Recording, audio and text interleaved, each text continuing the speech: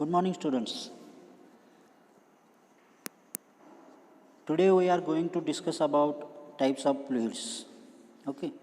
In last lecture we studied about fluids and the properties of fluids. Fluids is a substance which has ability to flow from one point to another point. And we normally recognize three states of matters: solid, liquid and gas. Solids do not have ability to flow from one point to another due to head difference or due to action of force, while liquids and gases have ability to flow. Hence, we treat liquids and gases as fluids. We also discussed about properties of fluids. In last lecture, we studied about different properties of fluids such as density or mass density, specific weight or weight density, specific volume, specific gravity, viscosity, kinematic viscosity, compressibility, surface tension, capillarity, vapor pressure. Okay. Today we are going to discuss about different types of fluids. There are different types such as ideal fluid, real fluid, Newtonian fluid, non-Newtonian fluid, ideal plastic fluid, etc. So let's start with the ideal fluid. What is meant by ideal fluid? It is an imaginary fluid, a fluid which is incompressible and having no viscosity is known as an ideal fluid. In ideal fluid, shear stress is always zero regardless of motion of the fluid, that is tau is equal to 0, while du by dy may or may not vary or change. All fluids exist in nature, have some viscosity. Hence, ideal fluid is an imaginary fluid. Then what is real fluid? A fluid which possesses viscosity is known as real fluid. For example, all fluids which exist in nature are real fluids. Then Newtonian fluid, a real fluid in which the shear stress is directly proportional to the rate of shear strain or velocity gradient is known as Newtonian fluid. In mathematical words, we can write tau is directly proportional to du by dy. For example, air, water, kerosene, etc. That means fluid which obeys this relation is known as Newtonian fluid. For example, air, water, kerosene, etc. Then non-Newtonian fluid, a real fluid in which the shear stress is not directly proportional to the rate of shear strain is known as non-Newtonian fluid. That is tau is equal to directly proportional to du by dy. Non-Newtonian fluid do not obey this equation. For example, human blood, thick lubricating oil, etc. Okay. Then ideal plastic fluid, a fluid in which shear stress is more than the yield value and shear stress is proportional to the rate of shear strain is known as ideal plastic fluid. For example, sewage sludge, drilling muds, etc. Okay. These are the graphs having Newtonian fluid, shearing thinning, shear thickening, etc. Then applications of viscosity. Before that, what is meant by kinematic viscosity? It is defined as the ratio between the dynamic viscosity and density of fluid. Okay. Then what are the applications of viscosity? Transparent and storing facility for fluids, that is pipes, tanks, etc. Then second, bitumen used for road construction. Third, designing of the sewer line or any other pipe flow viscosity play an important role in finding out its flow behavior. 4.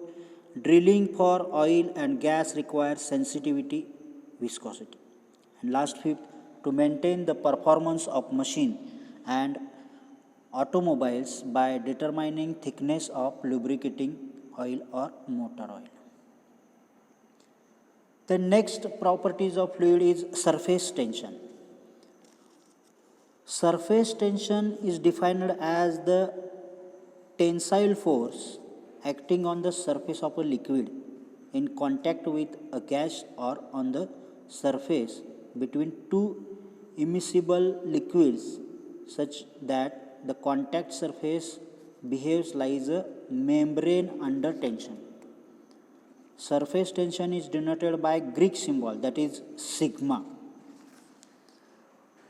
Its units are SI unit Newton per meter, in MKS unit kg of per meter, and in CGS unit system Dan per centimeter. Okay. A molecule in the interior of a liquid is under attractive force in all directions. However, a molecule at the surface of a liquid is acted on by a net inward cohesive force that is perpendicular to the surface. Hence, it requires work to move molecules to the surface against this opposing force, and surface molecules have more energy than interior ones. Higher forces of attraction at surface creates a stretched membrane effect. These are the units for surface tension, Newton per meter. Fs is equal to sigma SL, where Fs is equal to surface tension force Newton, sigma S is equal to surface tension Newton per meter, and L is the length over which the surface tension acts, that is in meter. So let's take one example for surface tension. Estimate the difference in pressure, that is in Pascal, between the inside and outside of a bubble of air in 20 degree centigrade water. The air bubble is 0.3 mm in diameter. So what are the values given? R is equal to 0.15 into 10 raised to minus 3 meter, and sigma is equal to 0.073 Newton per meter. So by putting the values and taking the formulas, we will solve this problem. Okay. Then what are the applications of surface tension? A water strider can walk on water. Okay. Some tents are made impermeable of the rain, but they are not really impermeable. But if water is placed on it, then the water doesn't pass through the fine small pores of the tent cover. But as you touch the cover while water is on it, you break surface tension and water passes through. Then next property of fluid is capillarity or capillary action. What is capillarity? It is defined as a phenomenon of a rise or fall of a liquid surface in small tube relative to the adjacent general level of liquid when the tube is held vertically in the liquid. The rise of the liquid surface in tube is known as capillary rise. Okay, the fall of liquid surface in tube is known as capillary depression. That means rise of the liquid surface is known as capillary rise, and the fall is known as capillary depression, and it is measured in centimeter or mm of liquid. Okay. What is the action, capillary action? How do trees pump water hundreds of feet from the ground to their highest leaves? Why do paper towels soak up spills? Why does liquid wax rise to the tip of a candle wick to be boomed? Why must liquids on the space shuttle be kept covered to prevent them from crawling right of the container? These are all examples of capillary action. The movement of a liquid up through a thin tube, it is due to cohesion, adhesion and cohesion. Okay. Here we shows the capillary rise and capillary depression. The rise in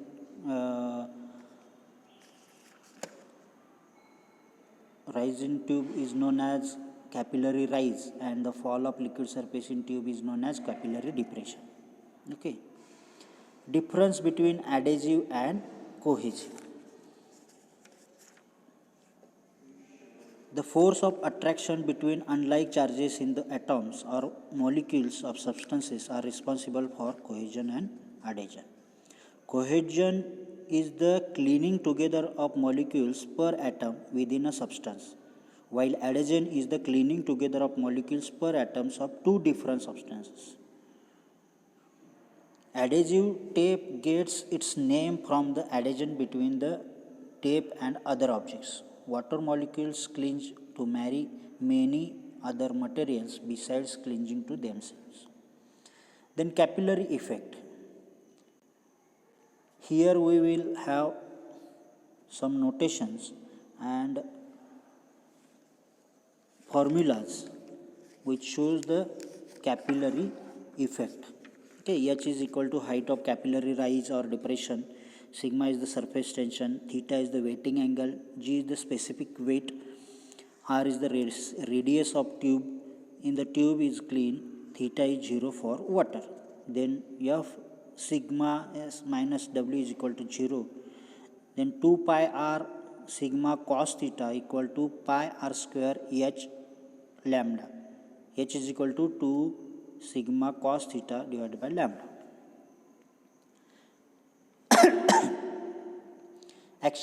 Applications of capillary action. Capillary action is found in thermometer where fluid used in it is automatically rises when come in contact with higher temperature or falls down with lower ones. Capillary action can be performed to transfer fluid from one vessel to another its own. Okay. Then the next property of fluid is vapor pressure. Do you know what is meant by vapor pressure? It can be defined as we all know, all liquids possesses a tendency to evaporate or evaporize, that is to change from the liquid to the gaseous state.